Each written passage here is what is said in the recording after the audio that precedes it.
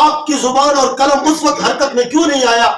میں پوچھنا چاہتا ہوں، میرے آقا کی عزت اتنی سستی ہو گئی، میرے آقا کی ناموس اتنی سستی ہو گئی، میرے آقا کی ختم نبوت اتنی سستی ہو گئی کہ آپ نے قادیانیوں کو پروموٹ کرنا شروع کر دیا۔ میں بڑے وثوق کے ساتھ یہ بات کہہ رہا ہوں، جسٹس فائز عیسیٰ، ابھی ماؤں نے وہ بچے چننا چھوڑے نہیں جو غازی علم الدین کا کردار ادا کریں، ابھی ماؤں کی گودیں باز نہیں ہوئی جو بچے غازی ممتاز قادری جیسے بچوں کو پرورش دے، ابھی ماؤں نے صدام حسین جیسے مجاہد پیدا کرنے چھوڑے نہیں ہیں جو تمہاری زبانوں کو لگام دے دے۔ میں آپ سے یہ مطالبہ کرتا ہوں، آپ نے یہ غلطی لا علمی میں نہیں کی بلکہ نشے کی حالت میں کی ہے، اور آپ نشے میں اتنا دھت ہو گئے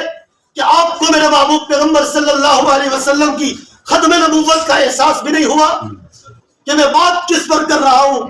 میں پرموٹ کس کو کر رہا ہوں، مذہبی آزادی کا حق کس کو دے رہا ہوں جو میرے آقا مدنی کریم صلی اللہ علیہ وسلم کے دشمن ہے۔ جسٹس فائز عیسیٰ، میرے دو مطالبے ہیں آپ سے۔ پہلا مطالبہ یہ ہے کہ فوراً سے پہلے آپ اس منصب سے استعفیٰ دے کر گھر چلے جائیں۔ جس شخص کے دل میں میرے آقا مدنی کریم صلی اللہ علیہ وسلم کی ختم نبوت کا احترام نہیں ہے،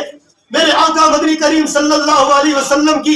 عزت و عظمت کا احترام نہیں ہے، میں اس کو اپنی سپریم کورٹ کی اس منصب پر بیٹھنے کا حقدار نہیں سمجھتا۔